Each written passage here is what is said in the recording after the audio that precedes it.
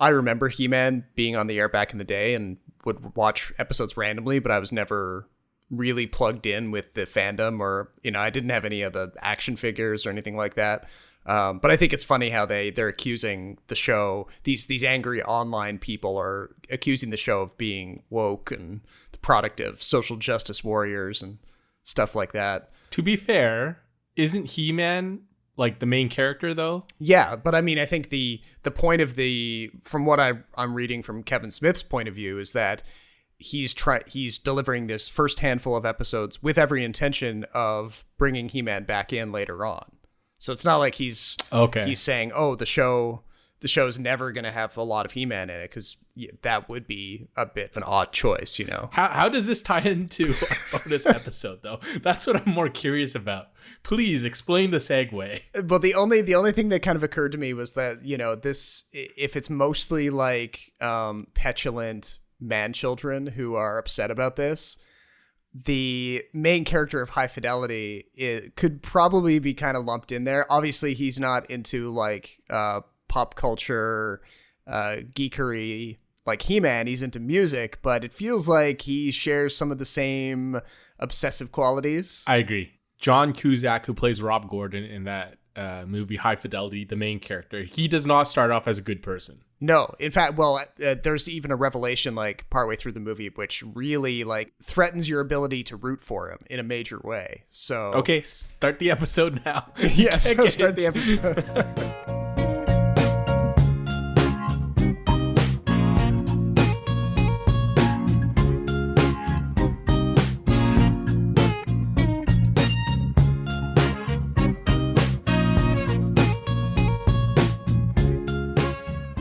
Welcome to a bonus episode of the Extra Buttery podcast. This is our recurring series where we go back and watch an old movie that one of us hasn't seen, and we've been trying to link these episodes through some sort of common person in the cast and crew. So we've arrived at High Fidelity after this period of time because the composer of the last movie we watched in this series is Howard Shore, most famously known for the Lord of the Rings score, but he also composed the score for The Cell, which we talked about last time, and he happened to compose the score for High Fidelity, so that's our common link there.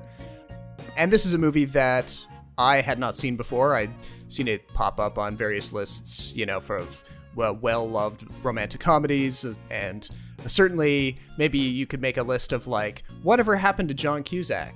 But we'll get into that. But when would you say you watched High Fidelity first? Sometime in high school. I mean, which makes sense because it was released in 2000. So it would have been a few years after it was released, and it would have probably been when it was on cable or something like that. Back when, you know, channels still had movies, including like commercial interruptions and everything. Right. And so I watched it once throughout. And then over the years, like, I remember a little bit and I watched clips here and there. But like high school me didn't quite understand what was going on the entire time for obvious reasons. Yeah. Like it deals with a petulant man-child, but it does deal with very adult and mature relationships. Top 5 side ones, track ones. Janie Jones, Clash, from The Clash. Let's Get It On, Marvin Gaye from Let's Get It On. Nirvana, Smells Like Teen Spirit off of Nevermind. Oh, no, Rob, that's not obvious enough. Not at all. How about Point of No Return on Point of No Return? Louis, so you can get up... Shut up. White Light, White Heat, Velvet Underground. Okay, that would be on my list. Though not on mine. Massive Attack, No Protection. The song is Radiation Ruling the Nation. Kind of a new record. Compared to some rom-coms that come out, it definitely tends to be on the more serious side, the more mature side. You know, we're not dealing with like wacky meet cute type scenes in this or anything, or like slapstick comedy or anything like that. It's definitely it's on the drier side, and it obviously it has a lot to do with like failed relationships and the kinds of things that can drive couples apart. So that's something that probably would resonate more with like, I don't know, maybe people who are in their late 20s, early 30s, as opposed to, you know, teenagers and like young 20-somethings, for Well, example. the other thing too is I don't know if I categorize this movie as romantic comedy. At least not in the sense that we kind of know it. Yeah, maybe a romantic drama is more appropriate. Yeah. Like the only funny part is Jack Black, to be honest. He is by Yeah. far the most hilarious part. John Cusack, you kind of oscillate between wanting to punch him and then being completely engrossed in what he's trying to say and trying to figure out, because he breaks the fourth wall a lot. Like he's talking to you, to the camera. And the plot of the movie is basically just it's structured around top 5 lists that the main character, Rob Gordon, is presenting to the audience through those fourth wall breaking moments, where the first top 5 list, and the one that kind of dominates the majority of the movie, are his top 5 most awful breakups. And these are the women that that he alleges dumped him, and he's trying to understand what it was about him that caused them to break up with him. And that kind of governs the rest of the movie, but then eventually, slowly, he moves beyond just recounting that stuff, and he does move forward a little bit towards the end. Yeah, because it's very meta in certain senses, because the fourth girlfriend, Charlie, played by Catherine Zeta-Jones, asks him outright if he's going through this list because there's some sort of catharsis that he wants to get out of it. Yeah. Some sort of well, what did I do wrong and what can I learn from this kind of process that he never went through or bothered to think about. So in that sense, it does follow certain romantic comedy beats where there are a lot of romantic comedies where the main character, male or female, kind of look back on what they did and reflect and then become a changed person. Right. It just feels very different because of the way it's edited, I think. So it does jump around quite a bit, but the scenes reference each other. So either through music or the lyrics or just John Cusack breaking the fourth wall. And the breakup stories are they're mirrored by lower stakes top 5 lists that Cusack's character, Jack Black's character, and the other guy who works at the record store with them, I forget his name. Dick, yeah. That they just spend their days, they're not super interested in getting customers or anything. The record store is their haven. It's the place where they hang out. John Cusack's character even says at one point that he only pays Jack Black's character and Dick to be there 3 days a week, but yet they just show up every day because I guess they feel that it's a safe spot for them. They just like to hang out and talk shit about music. And so their top 5 lists are kind of mirroring the breakup top 5 list that structures the majority of the movie. And it's kind of funny how they put so much thought and emphasis into building these lists and categorizing them and thinking about them, but it's funny how none of the lists, whether it's the breakup lists or the top 5 songs, none of them really get to the root of what is really at stake. It's very superficial, I think, and I think that's the point. I think it's supposed to be a commentary on you can't really make a top 5 breakups list or a top 5 song list because you can never really kind of encapsulate it all. I don't know. Maybe that's too much of a galaxy brain thing, but that's an interesting way to think about it because I never thought about it that way. I just thought the whole top 5 list thing is sort of a narrative vehicle that I think is very clever in how he wants to convey the story and how he wants the author wants the story to progress. Mm-hmm. So imagine if Rob and I worked at a Blockbuster store and every time we see something or there's sort of a visual cue, say we see someone wearing or eating a cheeseburger and then be Rob, what's your top 5 movies involving food? Yeah. Kind of like that. Yeah. And you just kind of follow these narrative threads and you debate back and forth. And it's very nerdy. I think to fully enjoy this movie, you really need to have a good understanding of American pop culture and American pop music. Yes. Yeah. And I mean, I'm reasonably familiar with stuff, but there was definitely a lot of deep cuts in these song references, and half of them I don't understand, but I'm okay. So you follow it as far as you can, but I guess if you are a hardcore music nerd, you get a lot more out of this than agreed someone like you or I, but it's still a very entertaining movie nevertheless. Yeah, it's kind of like those movies with a lot of Easter eggs for movie buffs, except this one's for music buffs. So High Fidelity, 91% on Rotten Tomatoes, ranked 48th on their list of the best romantic comedies of all time. Okay. So it's just ahead of When Harry Met Sally. Have you seen that? No. Okay, that's a good one. Behind About a Boy. Have you seen that one? No. I'm bad on rom-coms, man. It's just not a genre I go for. Yeah, I know. You need to catch up. So that's another Nick Hornby book that was adapted into a movie. I really liked About a Boy as well. But you kind of get the sense of where I'm going. Like, this is sort of the level that it's kind of in. The kids are all right. Enchanted, Bridesmaid. So like, it's considered like one of the best romantic comedies ever. In your opinion, how good was it? I was coming in around 4 out of 5. That was kind of my take on it. Like, It didn't blow me away, but it was also very well done. All the characters were very strongly realized.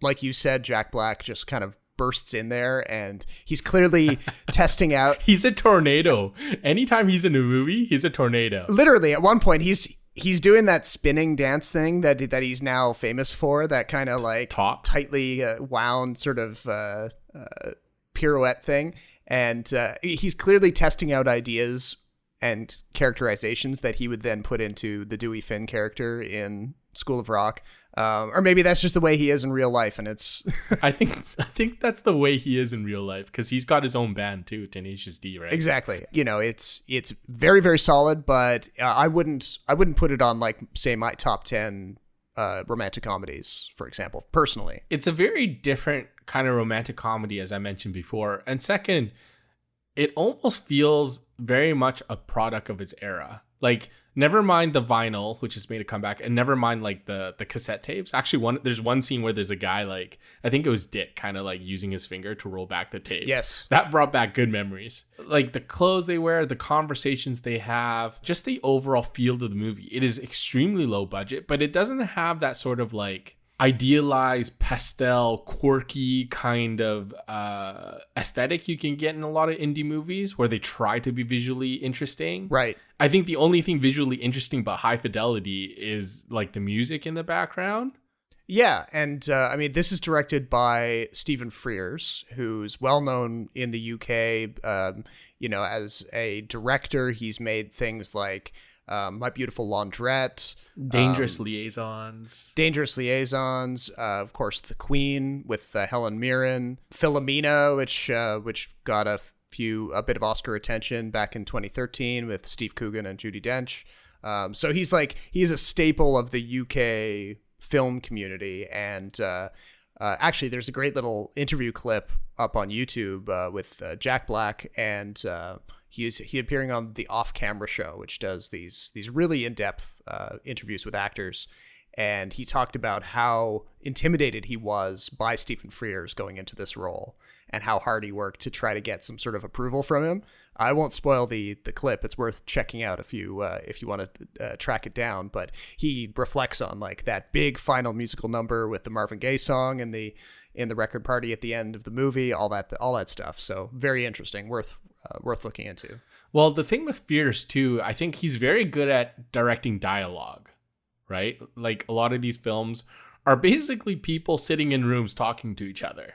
But he does a really good job of it. It's really interesting conversation. So shout out to Nick Hornby, who wrote the book. And then John Cusack, I believe, is one of the screenwriters for it. And in fact, Jack Black, that role, I think, was written for him. He almost didn't take it. Oh, okay. So I'm glad he did, because he was perfect in it. These dialogue-heavy films, we just don't see a lot of anymore. And the fact that this dialogue is something that you'd hear from, like, a conversation at a table next to you at a restaurant or something like that. Yeah, because these do feel like very lived-in characters. Like, partially that's because we get so much backstory on Rob Gordon, John Cusack's character, but it's clear that they've had a lot of bumps in their lives, and he's that Rob Gordon specifically, he was never much of an academic guy. He kind of flopped his way into owning this grungy record store in Chicago and doesn't really have a lot of ambition. And of course, that crucial problem and his inability to settle down and kind of know what he wants causes one of the 5 serious breakups that becomes part of his list.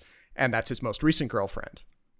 And so one of the reasons why he becomes so locked in on reliving all of these past relationships is he's trying to figure out if he can mend the relationship with his most recent ex-girlfriend in some way, despite him being a kind of terrible person. Well, see, okay, that's interesting, because I didn't feel like he really wanted his girlfriend back at the beginning. I think he realized that. No, not at the beginning. No. Yeah, I think he realized that as he goes back and discovers what had gone wrong in his previous relationships and what had gone wrong in his relationship with Laura, his most recent girlfriend. Yeah, and in fact, he deliberately leaves their relationship off of the top 5 list at first, almost like in an act of spite. But then he admits, maybe about 2/3 of the way through the movie, that he really only tossed a 5th person into the list to kind of claim Laura's spot on the list, and that actually the fact that she broke up with him is really getting to him. And so that's kind of the turning point where he tries to figure out, okay, Exactly. And I kind of like the point where like his aha moment wasn't like a big moment. It was kind of a look, a small conversation, and then that was it. Like in a lot of these romantic comedies, I feel like it always ends with some person chasing down another person at an airport. Right. Or like somehow, like running into each other again, or like chasing left, right, and center.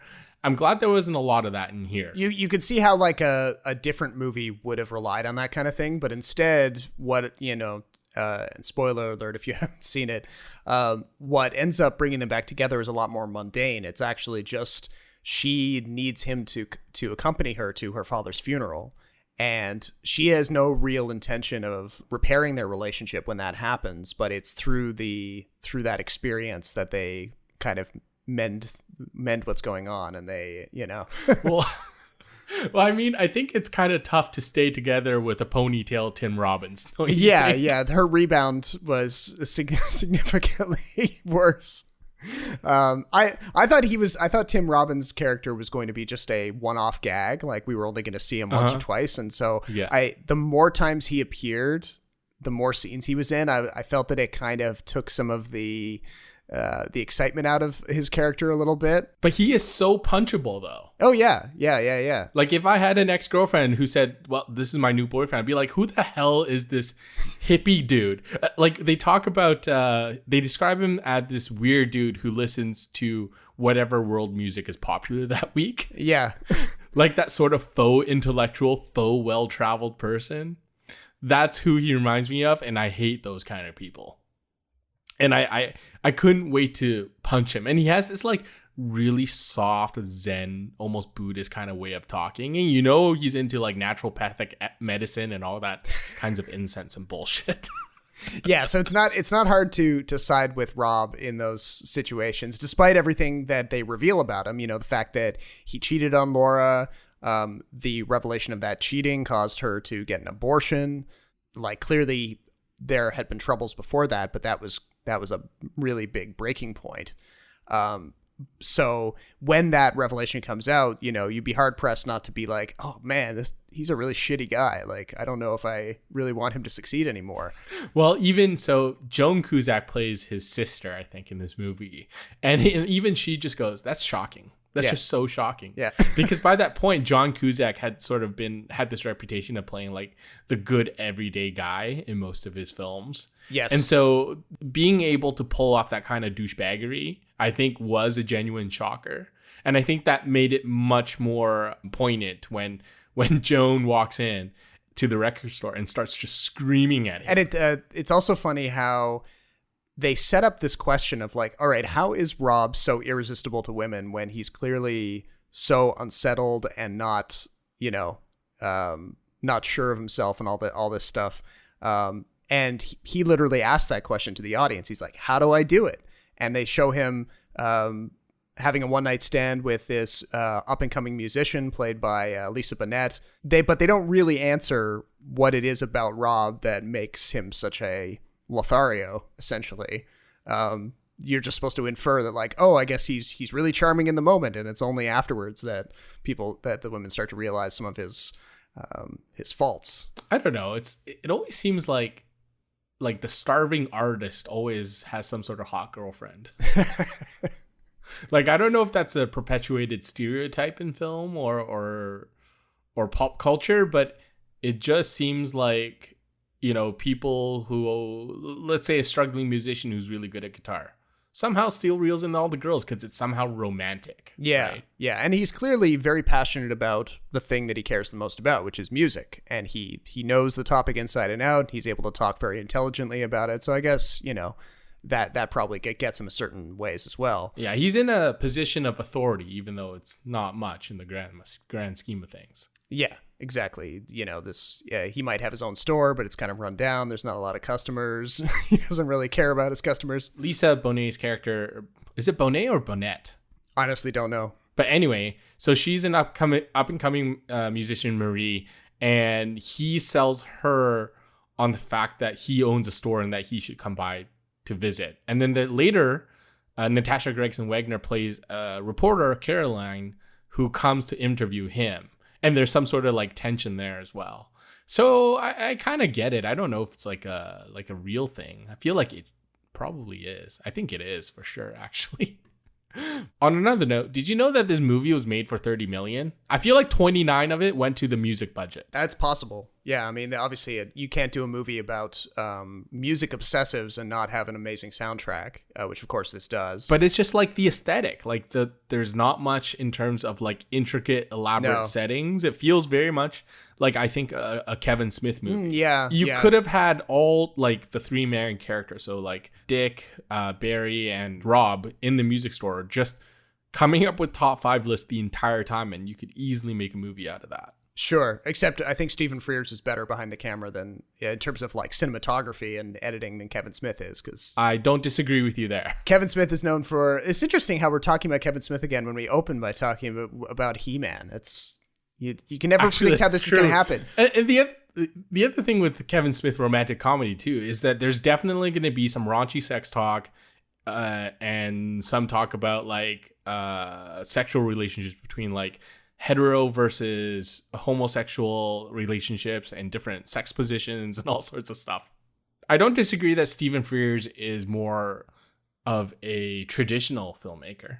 I think Kevin Smith has his moments. The main thing that I'm thinking of is just like Kevin Smith has a habit of when he's shooting regular coverage, he keeps shots really wide. There's not a lot of close-ups. There's not a lot of emotion in it because it's just about people hanging out and talking. That's kind of his thing.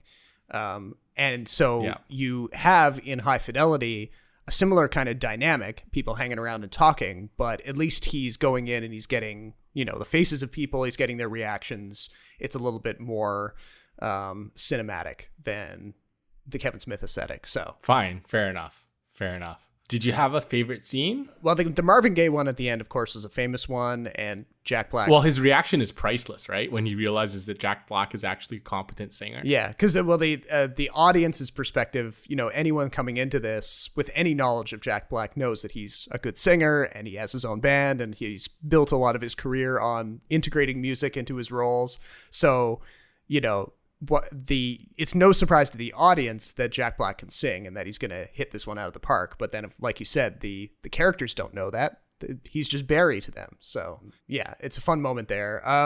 If we're thinking about like a moment, say with like the main character, John Cusack, maybe the scene where he goes to the dinner party with Catherine Zeta-Jones and kind of reconnects with her. I thought that was kind of interesting because he had built her up as like the best girlfriend he had ever had. And then in the movie strips away some of that kind of veneer. And it says like, oh, maybe she's just really self-involved and not super knowledgeable or anything. She's very surface level. And so he kind of sees what she's become. And that seems to do a lot to set him more on the quote unquote right path to fixing some of his obsessive stuff. Well, there's also him talking about like him punching above his own weight. So in a lot of romantic comedies, either like most times it's the male who punches above his weight, right? Or like the male character is kind of like some dweeb and the girl's like super hot. Like we see it all the time, right? And in the worst cases, the hot girl doesn't realize she's hot until she's had like a makeover or she's taken off her glasses or whatever, something stupid like that. Right. So I thought it was really interesting because this is one of the few romantic comedies, I think, where like it does seem like the male and female characters are a good match. It would have been totally unrealistic for John Cusack to end up with Catherine Zeta-Jones. Yeah. Even though, like, from the male gaze point of view, Catherine Zeta-Jones is probably like the more desirable choice. Yeah, from the male gaze perspective, for sure. Just because she's exotic and beautiful and all that stuff, right? Yes, yeah, of course. But you see from the backstory that the movie includes, Laura is actually into music the way Rob is. That's right. And even though she's decided to take a more stable office job as a lawyer to pay the bills and advance her career and all those boring things, and that's not something that Rob is interested in at all. It's very antithetical to him. But she still has that kind of base level of interest in music that obviously makes her a better match for Rob in the long run. Do you think Rob's ever successful in the long run? I think he becomes like a relatively successful music producer. Yeah. And his store just kind of exists for a long time, whatever it is. Yeah, it's clear that he can, like, without really trying very hard, he can bring a lot of people into that store. So also, he has a good ear for talent, right? Like, he knows what he's talking about. And so that's probably half the battle in music is knowing what's good and what's not. Being able to decide what's a hit or what's not. Yeah, despite having an employee like Barry who literally screams at customers for having bad taste. I think that was hilarious. My favorite scene was actually kind of related to that. It's when Tim Robinson's character Ray visits the store. Oh, yeah. And John Cusack's in the back, and then he kind of like sees him and he does a double take. And then he stands up to him, and then there's like that fake out scene where he imagines him punching him out or beating him up. Yeah, several fake outs. It kind of escalate each time he plays. Yeah. That to me was like, I think the only scene where I like really laughed out loud because it was so funny. Yeah, and in a movie that hadn't done those kind of like fantastical sequences up until that point. Exactly. It's like not a lot of slapstick. That's right. But can we talk about Rob Gordon as a character for a sec? Yeah, sure. He is a very much unlikable character at the beginning. Sure, yeah. I mean, well, that's why again, going back to the He-Man thing, like, I mean, you can map his obsessiveness over his chosen interest onto any fandom. You could see those exact same kind of gatekeeper-y type behaviors over Star Wars fans or Lord of the Rings fans, or this week, for example, Ghostbusters fans. So what happened with Ghostbusters? Oh, they just put a new trailer out for the new sequel and people are complaining about it again. There's another sequel? Yeah. It's got Paul Rudd and Carrie Coon and the kid from Stranger Things. Oh, okay. Yeah. Okay, so this was the one that was supposedly delayed then, right? Yeah, it was. Yeah, it was delayed because it was supposed to come out. Okay, so I've seen this. Okay, Yeah. I thought it was like Ghostbusters 4. You'd be hearing a lot more from Dan Aykroyd and his alien theories Jesus. if there was a Ghostbusters 4. I'd be like, happening. where have I been? Have I been living under a rock? But like in most romantic comedies, I feel like the main character is sort of like a likable but down on his luck guy. But in this movie, he's a straight up asshole. Yep. He treats people like crap. He has no direction in life. But then you kind of start rooting for him at the end because he really like makes a genuine effort to turn over a new leaf. And it's really interesting to see the way it happens too. Like for him, it's not something external. Like obviously there's Laura and all those girlfriends, but it's very much a movie about self-reflection. Yeah, and you don't really have a cliched scene where it's kind of like his eyes are opened and like, he's bathed in light or anything. Yeah, like the chasing the girl at the airport scene, Yeah, it's played out a lot more mundanely and I guess you could argue more realistically. It's more organic. Mm-hmm. That's right. Can you think of a movie that's similar to this? I can't think of a recent movie that's similar to this. It feels so much of like a product of its time and era. Even just the way it's made. We just don't get a lot of these talking movies anymore. As I said before, a lot of indie films, I feel like there's always something else, like visually, the color palette, or just even the subject material tends to be a little more attention grabby than a guy going through his ex-girlfriends.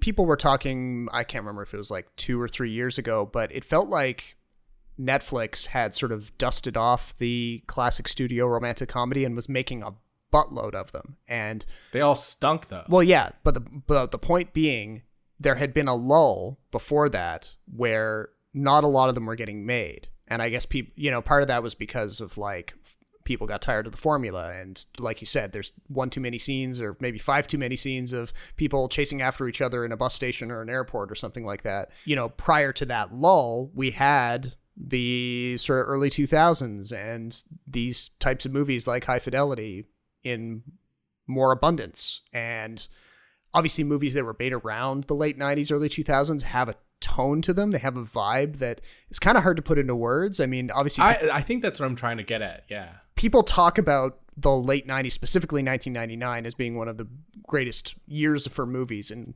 all of the past like 50 years, basically. Who has 2 thumbs and thinks like that? Me? Seriously, the 99, late 90s, early 2000s, gold mine. So glad I grew up in that era. There's probably like whole books out there on that topic that probably go into this in a more descriptive way, like getting into what it was about that time and place and why movies felt the way they did around that time. So I'm not well researched enough on that, unfortunately, but you're right. Like it has a certain tone to it, and it's definitely plugging into, or maybe even anticipating, some of the surge of geek culture that came later. Right.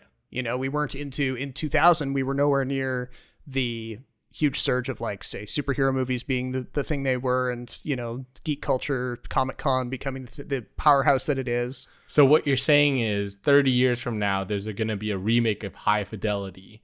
And instead of Rob Gordon in a music store, it's Rob Gordon on Zoom talking to his buddies about Marvel movies. Yeah, they'll be like, the climate apocalypse outside, so they can't leave their apartments, and yeah, that'll be something. I wouldn't say it has a lot of rewatchability though. Like, not unless you just kind of like the movie and you haven't seen it in a long time, but it's not a rewatchable movie in the sense of like an action adventure movie where, you know, you notice different things or it's thrilling every time. Yeah. You kind of go through this journey and you're like, okay, yeah, I've seen this somewhere before too, and it's very well done, and that's about it. And I feel like that's the case with a lot of Stephen Frears movies, actually. That they're very straightforward. You watch them once, you're like, oh, that was good, and then you never touch them again. It doesn't mean he's bad. It's just like that's his sort of subject material, and his sort of filmmaking has that kind of effect. There are some movies that have infinite rewatchability, and not necessarily because they're good. It's just because they're kind of fun and interesting, and it's kind of a good time. Whereas High Fidelity, sometimes you get in a lull, you know, like John Cusack does something shitty and you either want to punch him or you want to turn it off or, you know, reach out and shake him, ask him to wake up. Right. Yeah. So it's maybe less emotionally manipulative than kind of more formulaic rom-com. That's an interesting question. I'd say it's still manipulative in the sense that we don't know how to feel about John Cusack's character. But you know how, like, you know, there are rom-coms that have quotable quotes, and they have scenes where it's like, you know, people memorize the back and forth between the characters because they... Right. Okay. Yeah. There's not a lot of quotability because the scenes are like constructed to get a certain reaction from you, you know, that kind of thing. And this isn't so much that kind of movie. Yeah. No, I agree. Okay. I agree with you there. Yeah. But one thing I am kind of baffled by is, you know, John Cusack comes out of High Fidelity, and his career kind of takes like a pretty solid step down from here. Unless I'm missing something, but like I've not been impressed by most of his work in the past 10 years, certainly. Well, he's one of those guys who kind of plays the same character in every movie. Yeah. His sort of like heyday was in the 80s and 90s. I think I could be completely wrong, but by this time, especially when I started to become like, I don't know, movie conscious, I had known the name, but I wasn't necessarily familiar with why he was famous. Right. Because all the movies that he was known for had come out way earlier. It's like Say Anything. I think that's one of his most famous films. That was from like the 80s, and I didn't watch that until when I was in college. Say Anything. Right. Well, of course, with the famous, waiting outside the girl's bedroom with the jukebox scene and all that. Yeah. Like at that point, he was more famous because he was a meme. Yeah. Rather than because he was good at acting. Yeah, that's fair. But he's had some interesting choices though. So City Hall with John Cusack, I've seen that. That's from 1996. That's an interesting political thriller. But that's before High Fidelity. My point is that, like, yeah, and I don't think we get enough of that. And then there's Con Air, and then The Thin Red Line and Pushing Tin. But like in none of these films was he like personally ever like singled out for being good at what he does, or singled out because they were really good films. After that, yeah, I mean, he did some bad movies. Yeah. The biggest budget movie that he popped up in was probably 2012 from Roland Emmerich in 2009. I mean, he's the lead of that, but I mean, that's a Roland Emmerich Destroy the World movie. So, you know, it's not well, he had also like, he started becoming a meme. So he started doing a lot of cameos, right? Yeah. Yeah. And he did put in a performance as Richard Nixon in The Butler, the Forrest Whitaker movie. So that was like more of a quote unquote like awards type of movie. He played Edgar Allan Poe. Yeah, he has a good face for Edgar Allan Poe. That sort of makes sense. But then since then, it's been like, you know, he'll hop on a random Nicolas Cage thriller movie, you know, some direct-to-video stuff. I thought Runaway Jury was not good. I really liked the book, but that movie did not do the book any justice. Identity was a stupid thriller. Must Love Dogs was a stupid comedy. The only thing that I've seen him do, I'd say in the last 10 years that was like really, really good was playing the older version of Brian Wilson in Love and Mercy, the Brian Wilson biopic. I haven't seen very, that. very good, because he has to play Brian Wilson when he's kind of under the thumb of a parasitic doctor who was controlling Brian Wilson at that time in his life. So he almost has to play Brian Wilson when he's got almost like a version of dementia or something like that. So there was clearly a lot of craft that went into that performance. But then since then he's gone back to doing more of these like direct to video genre stuff. And because he's a known name, but at this point it's kind of like he's cashing in paychecks. Yeah, he's kind of in the Bruce Willis model where people will throw random stuff at him just to get his name on the poster. Bruce Willis, Nicolas Cage, all kind of in the same sort of pool, I think. But I will contend that Nicolas Cage is still doing excellent work. It's just sometimes he's in the right role. Yes. And unlike Bruce Willis and John Cusack, who don't seem to really be super into their projects, at least at the very minimum, even if Nicolas Cage is in a terrible direct-to-video movie that no one sees, he is giving 100% to the performance. I will say this about John Cusack, too. There's no chance he plays anything other than American. Yeah. He's very much Kevin Costner in that sense. There's no way he can do an accent. He doesn't look foreign at all. No. And the stuff the material he chooses to do just tends to be more American centric. Yeah. And I mean, maybe if you are in that kind of Bruce Willis model where, you know, people are just calling up your agent and saying, hey, we got a script where you get to play a cool, you know, conspiracy theory commando type character. We give you a fake gun. You run around. We set off some explosions. You know, you get into a sort of slow action scene or something because they're not super athletic. And then we give you a couple $100,000. Like, I mean, if that were you might take that deal, especially if you didn't have to try super hard. That's true. Screenplay. This was nominated a bunch of times for the screenplay, except it didn't win any of them. Just as a point of trivia, do you know which screenplay ended up being the most well received? From the 2000? Yeah, from the year 2000. Was it American Beauty? Yes, it was. So again, another film about like human relationships. Obviously more complicated and way more dark. Yeah. But it just feels like a lot of those movies, maybe it was like the Y2K thing, turn of the century thing. Like people just seem more self-reflective. I don't know. Maybe. Yeah. Well, so real quick, what's your take on American Beauty? Do you think it deserved the awards it got back when it became a darling for that 1 year? Yes, I do think it's a fantastic film. I can tell from that, but that you disagree. No. I've only seen it once, so I can't really. Oh, really? When did you see it? Like, how old were you? It hits differently when you're an adult. Yeah, I definitely saw it when I was like 24, 25, something like that. But okay, well, yeah, which wasn't that long ago, admittedly. So obviously, like I understood all of the various themes and dynamics that were going into it. But it's funny how starting like maybe 10 years after that movie came out, it feels like there was a building kind of surge of people online who second guess all of the praise for American Beauty, and they think it's actually a trash movie that shouldn't have gotten anything. Really? Oh, that's interesting. I haven't heard that. Yeah, I see that pop up every so often. People are like, "Oh, American Beauty stole the awards. It should never have won anything." Blah blah blah. Does it have anything to do with Kevin Spacey being a trash human being? No, this predated all of the Kevin Spacey assault stuff. So, but at the same time, it does kind of ticks off all the boxes. It's got a really renowned director. It's well shot. Yeah. It deals with really mature issues. It's twisted and sick.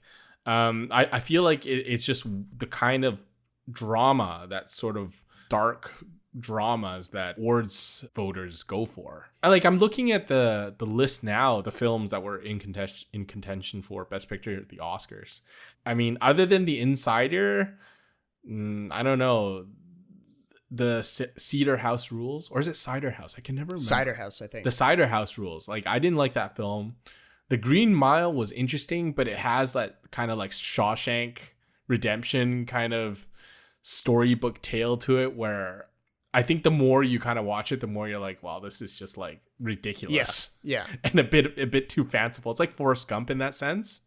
The Insider, I really liked. The Sixth Sense was a good thriller, but I mean, those type of movies usually don't end up winning. No. But High Fidelity didn't even get nominated for Best Screenplay, Best Adapted Screenplay. It was for, I think, the Writers Guild of America Awards. Right. But I mean, all the nominations were well deserved too. The Cider House Rules ended up winning. Election was there. You've seen that, right, with Reese Witherspoon? Oh yeah. I've never read the novel, but it was a good movie. The Green Mile, The Insider, and The Talented Mr. Ripley. So, have you read High Fidelity, the book by Nick Hornby? I know. I've not read any of Nick Hornby's books. Oh, okay. I'm surprised that this movie turned out the way it did, because I do feel like it's kind of difficult to adapt, because it's so much of it is like Rob Gordon's inner monologue. If it's not already obvious, I think both of us would recommend High Fidelity to most people who haven't seen it. Yeah, at least once. Yeah, at least once. And if even it's a longer movie. It's 2 hours, so some people can't make it through 2 hour movies these days. Are you kidding? 2 hours is a blessing these days. But if nothing else, if you won't watch this, at least go find the clip of Jack Black singing Marvin Gaye at the end of the movie. Right, that's a good one. That's just a feel good clip. Glad you saw it. Yeah, totally glad I saw it. It fills in part of your pop culture, I think. I feel like if you're into pop culture, this is one of the films that people need to at least see at least once, just because it's referenced so much. Yeah, I feel like it's good for me because, if ever I'm getting a little bit too obsessive over my love of movies, for example, I can think of High Fidelity and be like, all right, I need to back off the gas a little bit, just not be quite so in people's face about. No, man, just pedal to the metal. Give no fucks. Just keep going. Be unapologetic about it. You clearly took the wrong lesson from the movie. Okay, fine. What is the ultimate lesson in this movie, Rob? What is the ultimate lesson? I don't know. Don't be That I should grow up? I refuse to grow up. Well, you're not trying to manage a failing record store, so I feel like it doesn't really. I'm trying to manage my failing life. Okay. So that does it for our discussion on High Fidelity. But of course, we're going to be continuing these bonus episodes into the future, and we're going to follow this little trend of choosing some connective links and sort of see where that guides us through these episodes. Should we pick our next film now then? Well, I think we decided months ago, back when we were. Oh, right. It was going to be Bernie. We're going to use Jack Black as our connective link for our next bonus episode. So we're going to be talking about the Richard Linklater movie Bernie. Sort of an interesting combination of fictional recreation and documentary that came out a couple of years ago, and which I saw recently and still left an impression on me. So I'm curious to hear what Jason thinks of it when he tracks it down and watches it. Perfect. And of course, we will be back with full episodes of the Extra Buttery podcast on newer movies as those come back. Like Vin Diesel said, the movies, they're back. The movies. There's nothing like that moment when the lights go down. The projector ignites. And we believe. That means movies are back, people. And obviously we're going to be watching them and we're going to be talking about them. So if you're liking these episodes, Consider subscribing on the podcast platform of your choice, giving us a rating, because that always helps people find the show. But until the next episode, my name is Robert Snow in Toronto. And my name is Jason Chen in Vancouver. Thank you for listening, and we'll talk to you next time.